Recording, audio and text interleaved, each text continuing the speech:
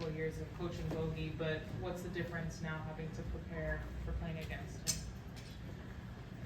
Well, you know, the biggest difference is that he's on the other team. You know, anytime you have a player that has,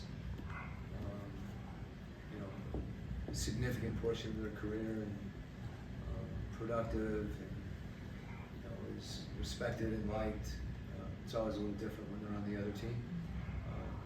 We know what a good player is. He's a dynamic scorer and shooter, and he's a competitor. So I know he'll be competing and ready to play, and it'll be good to see him. And then the whole team will feel that way, and then then the game will start. Coach, this year the NBA announced a new award every month, Defensive Player of the Month. And given that the Defensive Player of the Year tends to go to the rim protectors more so than the perimeter protectors, do you think a case could be made that there should be an award for each at the end of the year, Defensive Player of the Year big man and maybe Defensive Player of the Year perimeter? Yeah, it's an interesting question. I guess what we're saying in theory is that the perimeter players aren't appreciated as much as the big guys. So we're trying to create an award to do that. I don't know what that would look like exactly. You know, how would you really differentiate someone that plays on the perimeter from a rim protector? I think that the biggest thing is that it's just easier, if you're not watching lots of games or comparing certain players, it's easier to go to significant analytics, but they're easier to find on rim protection and deterrence and things like that, where we just don't have those metrics with guys who are guarding on the perimeter as much. We have steals, but I think actually just raising awareness about that may be a good thing, and trust that the people that are voting appreciate everybody equally. But it's having been on a team, coached a team where we had a rim protector that that won that award, and now coaching a team where we have a player in Dyson, I think you can appreciate them equally, and that makes those decisions hard. Obviously, you guys, if I had a vote, you know where we go. Just to that point, when you have someone like Rudy, do you think that allows the perimeter guys to gamble a little more, knowing that Rudy was such a deterrent? Yeah, I wouldn't say gamble. I think defenses with rim protection kind of can evolve around that. It gets more to different schemes.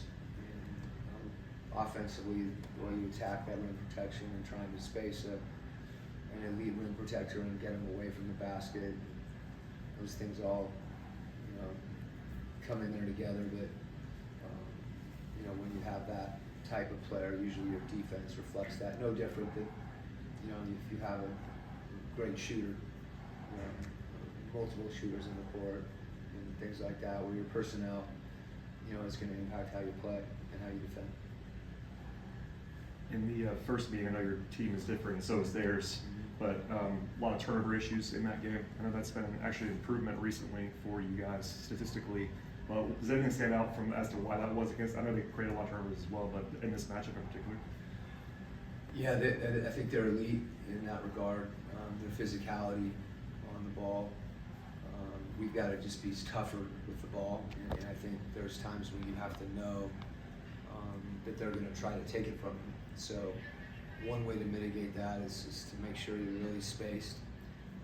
They do a great job of being shifted, so you need to make those decisions quicker before you get into a crowd. Because if you're playing in a crowd, they've got a lot of guys that have great anticipation, and they're good at that. It's not an accident that's happening. So you're right to bring it up, and I think it's an important part of the game for us. Quite over the last 5 or 6, and most notably in the last game, defensively, rotation-wise, it just seems like you guys are out there like a controlled chaos. Rotations, chasing guys off. Is there something different that you have seen or have been communicating that has made that type of adjustment that's led to you guys being so good defensively? I think some of it's, just a commitment to those situations, and it's something we work on, and teams space differently, so every game, there are modifications to that where you used to rotate into somebody in the high quadrant, and then now, they're flat.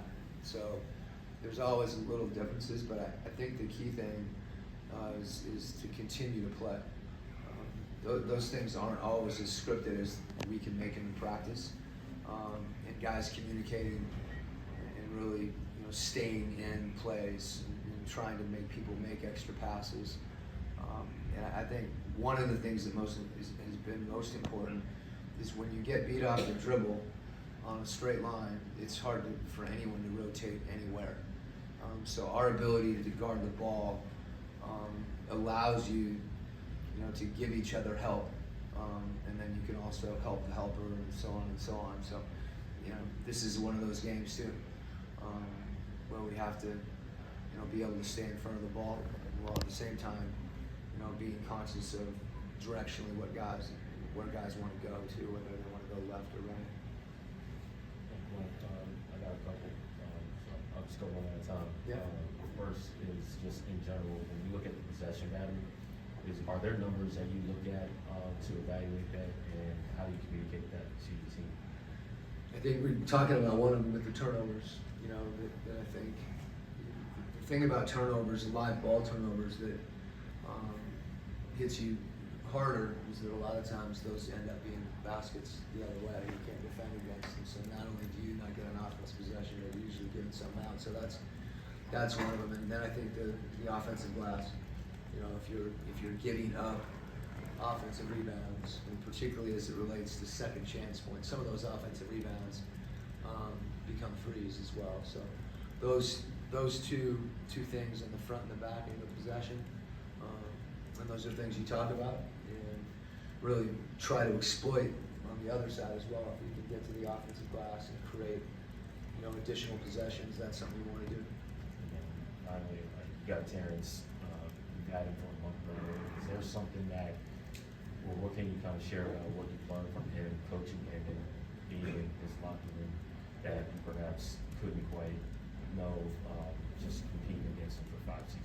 Yeah, I think, as you said, anytime you get a chance to spend more time around someone, when you watch him play, you get a sense for his focus and his character and his work ethic.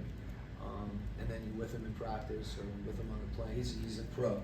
I think when I say that, the qualities that kind of come out in that, he's smart. He understands what's going on. He's got pride. He works. Those are all the things that you get. That you see him on the court when you're playing against somebody, but then you get to see him in other ways, and it manifests itself on the court. So it's been, I think he's got some enthusiasm for continuing to embrace getting better, and that's been good to see. Just the individual work that he's putting in, which for a lot of guys, this is March. Players can get worn down, and I'm sure there's fatigue that comes in, but when you get a guy that comes in the gym and is committed both to practice and doing individual stuff after practice, and clearly loves to play, then that's infectious. And, I think a lot of those qualities resonate.